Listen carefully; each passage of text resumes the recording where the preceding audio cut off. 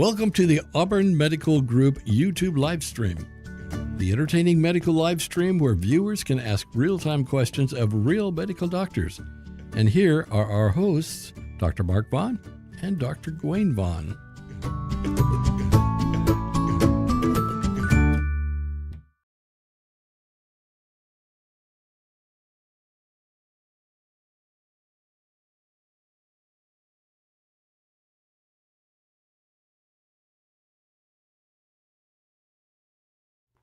Welcome to the program, the live version of the Auburn Medical Group YouTube channel, the live stream.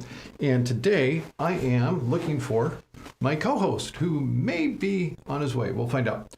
The show is a little bit off from what it normally is because technical difficulties. Anybody who knows how to use social stream, please let me know. And I do want to go over, now I can't, that's the problem. I can't put up the chat like we normally do. I can try. See if the chat shows up. But normally we are able to put the chat up of what you are saying. This is a live program. We have lots of people who have missed us while we've been not having our regular shows through the summer. And we have Laura Webb saying hello from Southern Tennessee. We have Robert Antonio saying testing 1, 2, 3. We have Bianca saying hi all. We have Rusty B giving us thumbs up, number 1. Robert Antonio saying hi to Bianca, and Bianca saying hi back to Rob. Yes, having your conversation. Speak amongst yourselves. So thank you. Thank you for the very active chat right from the very beginning of the show. That's actually more than we normally get right at the start. So thank you for doing that. Today's show was titled originally Your August Comments and Questions, and absolutely it can be that if you have specific medical comments and questions that you want to have addressed on this forum. I will do my best to talk about whatever the topic is. Currently, we don't have anything from the chat, so we can talk about kind of in general what we've been dealing with here at the Auburn Medical Group. And thankfully, not a lot of infectious stuff, although we do know that COVID was coming up. Not as bad as previous years, so we don't have to have a whole lot of talk about that. We do know that COVID is still the #1 respiratory virus as far as mortality in the country, meaning killing people. Dr. Gwen! Hey! We have Dr. Gwen here. I know you've missed him. I've missed him. He's back. I'm back. And here he is. So, sorry, I was just telling the audience. I'm late. Well, it's probably because I didn't give you your normal reminder. And it's because I was trying to get the chat to come on. I do have the chat here. That was a small victory to have on screen here. Excellent. But getting it from there onto their screens, they have to look over the little chat. Yeah, right. Yeah. I had to use the standalone version of a program instead of the Chrome. That Chrome says it's no longer supported. So that's where I've been this afternoon. Instead of anywhere else. But thank you for joining us. Yeah. So we've gone through the chat a little bit. No specific medical concerns or questions. Before we jump into medical topics, I have to do the shameless self-promotion, of course, Dr. Vaughn. And there is a link in very close to the top of the description of this video. Please click that. Those of you who have Spotify will be able to pre-save my song that is going to be released on all streaming platforms Friday. So this is very timely. Yeah. This Friday. Wow. So coming up. It's a big deal to somebody releasing a song on Spotify to have people pre-save it. A big deal to people releasing a song, whatever your streaming platform you listen to music on, to listen to it on the release day. And if somehow you meant to and you forgot and you do it the next day, thank you.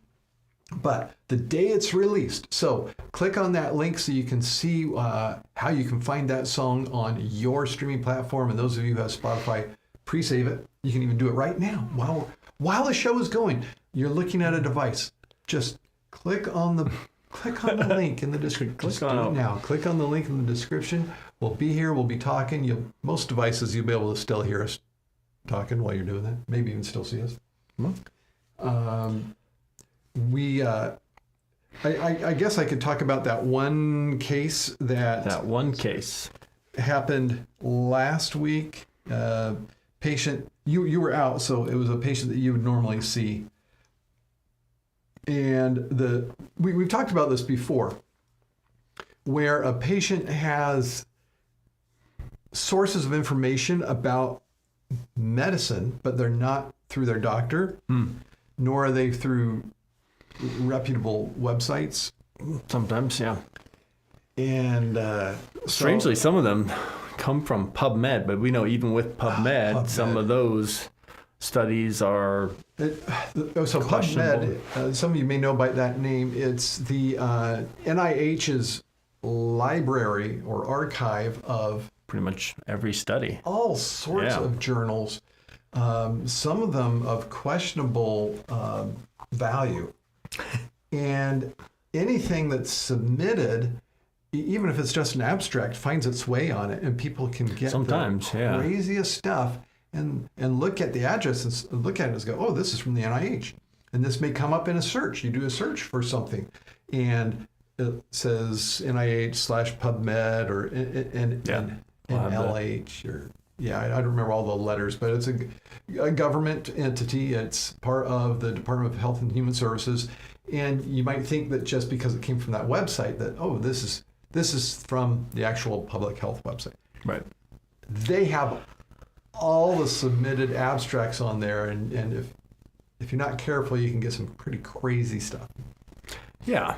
Not all studies are created equal. We take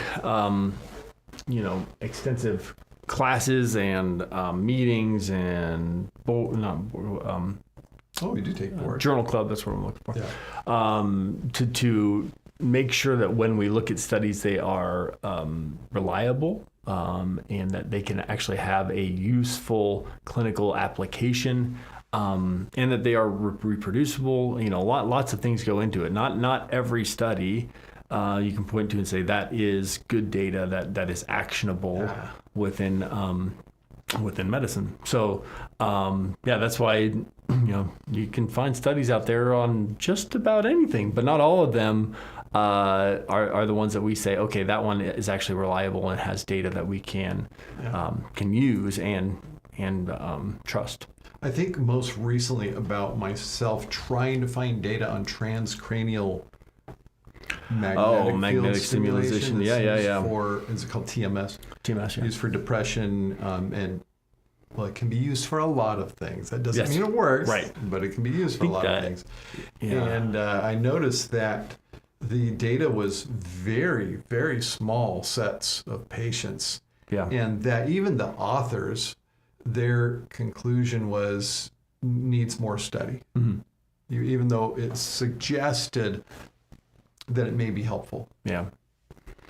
But it's still out there. It's still being used. And I have actually a patient who, gets improvement from it. Placebo or otherwise, he gets improvement from it. So great. It's just this one of the larger studies they point to wasn't super convincing, and hopefully more studies will be done. We'll be able to get more information that suggests a stronger correlation with help for patients and not harm. Right. Yeah, and often we rely on what's called peer-reviewed studies. So that means studies go through a process where those who are in the field and do similar studies or utilize the what the study is studying, actually review it to make sure it is reliable. And even in that process, there have been some that have slipped through that it sometimes have been retracted from some of the even more notable journal names out there. Yeah. You can get something that slips through that later will not be claimed by the editors that let it through. And that's another thing is most stuff that ends up in the more highly regarded journals in the world of medicine have been through a process to even get there in the first place. A lot of stuff they don't accept. A lot is submitted to them that they do not accept, but it can still find a home somewhere. Yeah. And so that's why the Open Evidence, the AI tool that we use for medical information, has a pre-selected library of journals from which it gets its information. So we have a degree of confidence. Again, we don't expect that it's perfect, but it's got that editorial filter that you don't get with a Chat GPT or with Gemini or Grok or whatever other. Grok. I don't even know what that one is. That's Elon Musk's. There's another one. Which seems to me it only gets its information from Twitter or X. Oh. Well, you're going to get good information there. Reliable. Correct me if I'm. Yeah. That's kind of the thing about it. Okay. I'm going to, because I don't know. It's not coming through. There are other things beyond that. I'm not totally. You're There's seeing been more? quite a bit since There then. is. Okay, so we are not getting the full stream through this. So I'm going to. I've got some here. I'm going to go to another place so I can keep up with the chat. To another place. Oh, Lindsay Antoine's out there. Let's go to another place. Okay, let's go to another place. She's in a better place. Feels strange. Feels a stranger. It's been so long. Yes, Lindsay, we are. But hey, sorry about that. Now you're back and you're in a better place. And people saying hi to each other. One of the things I'm noticing that's new is those of you who are looking at the chat while you're watching this, which you can pretty easily unless you're like full screen mode. You'll see that it gives numbers. Yeah, I've seen that. YouTube is ranking you. I don't. Gosh. Oh my goodness! So we can see who our number one highest commenters. It's got multiple people with number one. Oh, there's a lot of people number one. I don't know how that works. Those are top fans apparently. Oh, look at this. I don't know if the viewers can do this, but you can click on the thing to see who the top fans are. XP. It ranks them 1 through 6. Points? I'm going to tell you who it says. It says number 1, Robert Antonio. Number 2, Rusty B. Number 3, I know who that is. People are just going to start writing random comments. Home 78. That's that's is it Bianca? Yep. It's Bianca. Okay. Laura Webb, Hilda Bauer, and Lindsay Antoine comes in at number 6, but we know Lindsay Antoine comes in number 1 when it comes to Patreon. You too can be like Lindsay Antoine. This tells you how to get to Patreon. Look at that. Still up. Down at the bottom. But yeah, as far as comments, and maybe it's just for today. I don't know if it's more than just today. I don't know. But you're getting experience points. People are going to start writing random things in. Experience points. 75 experience just like points. random things. Lindsay only has 25 Every question's going to be one. I'm not sure what that's all about. So we can see a ranking of your fandom according to number of chats participating in the chat. That's interesting. And then the numbers are ranked by the number of chats you send. Oh, can I change it to be according to the dollar value of super chats? I don't think we have the ability to change that. Okay, so let's pick a goal here. We are picking a goal of 1 super chat. Choose the super chat colors that count. This says that you'll get 50 points if you do a super Orange and chat. higher, $20. Set a timer, 30 minutes. We won't be on. Support. We won't be on for another 30 minutes, so it's going to have to be shorter, 15 minutes. What is going on? I have no idea what you're doing. Share how you'll celebrate. I'll host a Q&A session. That's what we're doing right now. So I've already done it. You've already got Look at that. You guys. Oh, do you have to start it before the show starts? Probably. Anyways. That was fun. Now we know. How do I get back to their comments and questions? Yeah, because you guys do have comments, questions. What are some of these questions? Bianca, I just haven't been in the mood until recently. Oh, well, I'm glad you're back in the mood to watch our show. Wasn't in a mood to watch us? Robert Antonio. Question, when will the CDC have recommendations for the fall vaccines? I don't know. Well, we already... You mean when the new... You're talking about COVID or flu? So currently... They usually come out. Currently, we have a recommendation for getting the 2024-2025 COVID vaccine that came out previously. October? Last year. September last year. Last year. The recommendation is get it every 6 months until a new one comes along. Yep. So if you got it in October, the recommendation is that you get a second one because it really only gives you 6 months of protection. Yeah. There may be a new one. I have not heard or read a definite description of a new strain or a new form of COVID vaccine. They said there was one with, I don't even know what that, I'm trying to remember the name of the new strain. Go, Dr. Oh, there. You broke it. Oh. Okay, I can read your comments and questions. There we go. I can see what you're writing. The flu see. vaccine will be recommended as soon as it comes out, which will probably be August, actually this month. Probably later this month sometime.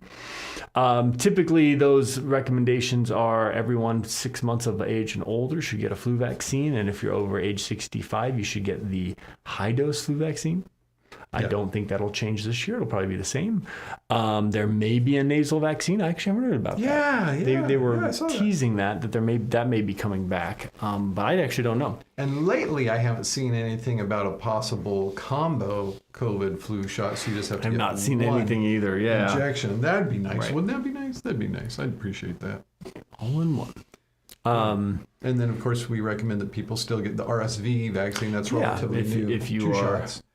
RSV season being in 75 and over or down to 60 if you have certain health conditions. Yeah. And that's not until January. RSV season, yeah. But that is a one and done vaccine, so you can pretty much get it any time. And we're still hopeful that we will have it in our office in time for people to get prior to when they'll need to get it, because you want to get it a month before. Mm-hmm. So. Yeah, we've had some people had some bad RSV cases. You know, just hangs on forever. That's a problem with it. Yeah, we did have definitely experienced RSV in our office this last RSV season. And then for an update on COVID, it now seems like we're seeing, because it's now been, this is the 3rd year of this very definite pattern of peaks 2 different times of the year. Right. One in the winter, kind of when you get the respiratory viruses in the winter. And then another one in either late July or early August. And that's what happened again this year. And yeah, we're getting one pretty much right now. When we get the data updated, we'll find out if we're still in it or if it's crested. Yeah. Let's see. Mustache like daddy. Oh, my goodness. He's not my daddy, so no, my mustache is not like your dad has mustache. My dad does. Yeah. Robert Antonio gave us a 99 Dutch Bros fund, which there you go. I have to apologize. Dutch Bros didn't happen today because I was working on the chat. That's why I'm dragging here. That's fine. I'm apologizing to Dr. Gwen. And Laura Webb took my RSV last Wednesday, and today I have red streaks on each side of the injection. Oh, get that looked at. Yeah, red streaks around That's not last Wednesday. That's not expected. 4 days in. Yeah, you should probably have somebody check that out. Now, you can have local reaction to any shot. Yeah, any histamine reaction, swelling, that soreness. can happen. But streaks, that makes us think about other things. Yep.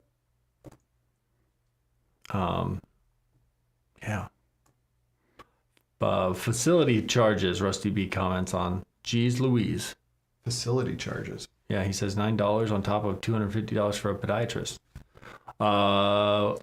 Facility charges happen if things are done inside a hospital or like. Yeah, I was going to say we usually don't like that. Yeah, we don't have them here. It's usually we're outpatient. Something owned by a bigger medical corporation. So we don't get them here from our office. Oh, wait. People do get facility fees. He might be correcting something. But Rusty B just posted, it says $900. I said $900 on top of $250. So maybe 900. I thought you said 9. Yeah. So this is actually one of the things that we're trying to get our gastroenterologists to do. So if you have a colonoscopy in Auburn, it's done in the hospital for the most part by our gastroenterologists. We're trying to get them to move those low-risk procedures, those who are at low risk, like, getting a 50-year-old getting their routine colonoscopy, to an outpatient endoscopy site. Where it would cost less. Where it costs less because it's not the hospital. And facility that's because of the facility fee. You're not doing it in a hospital, which requires more staff and maintenance and all of that. You're doing it at a smaller outpatient endoscopy. And we may yet get that to happen. We're working on it. Actually, Dr. Mahoney talked to me about that a couple weeks ago, said he was working on it. So facility fees are something to be aware of. The difficult thing is a lot of procedures or physicians they do things in certain places and they don't always have options. It's something you can ask about, but there may not be a different option out there. It's like the opposite of what's going on in the airport in Portland. the opposite of what's going on in the airport. Oh yeah, I guess so. It is. So explain that. I just traveled through. That. So last week I went on a rafting trip in Idaho, and we ended in Oregon at the Portland. We ended in Washington, and then came to Portland. That's how I got home through the Portland airport. But in the Portland airport, it is the law in Portland that inside the airport, things need to cost the same as they would be outside of the airport. So, for example, like my son had, while we were there, had mod pizza. The mod pizza prices were the exact same as they would have been if we got them, outside of the airport. Which is awesome. Most of you had the experience of once you're in the airport. Yeah, behind those it's not the security. Same It's price usually as it would be 150% or something on the other side of town. So that's something different about Portland Airport. That's the opposite of what it's like with. It's more expensive once you're in. Yeah. Where when you're in the hospital, they add on the facility fee. Now, for both of them, I could see whoever's raising the price justifying it. For the hospital, well, hospital real estate is kind of a premium when it comes to healthcare interventions, because it's the place where you want to be if something goes bad. Anything goes bad, like, yeah. Have you ever heard of a freestanding emergency department?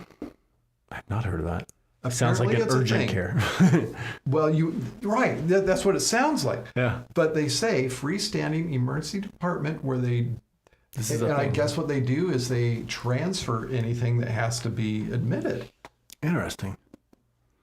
Sounds like an urgent care. It does sound like an urgent care. But what if these facilities actually do have the support of an emergency department? It's almost inconceivable to us. Yeah. Or to inconceivable. That'd be a reference to Princess Bride. Princess Bride. Wallace Shawn, right? I do not think that word means what you think. So we also have Jeanette from Ireland. Ireland is a part of our audience. Thank you, Jeanette. Hey. All right. Again, thank you, Robert Antonio, for that Dutch Bros fun. That's cool. We appreciate that. We will use that. I apologize. I'll try to get this thing working another time, so that won't be a distraction to us. Yeah. But we're not getting a whole lot of the medical questions, except for the RSV and the facility fees, flu shot, and the facility fee questions. But those are good. Those are things that you might wonder about, and we can help out with that. So thank you, Dr. Gwain, for coming back. Thank you, everybody, for the chat. That was incredible. Thank you, all of you who are going to go and click that link that takes you to the Dr. Von Linktree and pre-save on Spotify. You don't use Spotify, do you? No. Oh, I'd have Dr. Gwain demonstrate to you. I already did it on mine. But please take the time to do that. We will be back. Are we going to be back next week? Should be. Here? I'm going to be here for a span now. I took all my vacation over the summer, so I am not going to be here. You're not going to be here. It's going to be in 2 weeks. All right, 2 weeks. 2 weeks. Come back in 2 weeks. Unless you're not going to be gone in 2 weeks. Oh, no, I'll be here. All right. Like I said, for the next month or two, I'll be here, except for Labor Day. Labor Day's next Monday. I won't be here. I'll be with you. So yeah. So we will, give us a couple weeks here, and then we'll try to get the chat up and running, and we will have a topic for you then. Until next time. Hey, I'm Dr. Gwain Vaughn. Dr. Mark Vaughn telling you to stay in good health. And click on that pre-save on Spotify. Doctors, thank you for another informative session. Auburn Medical Group is located in Auburn, California, USA. Thank you for participating. Please tell a friend and join us again next week.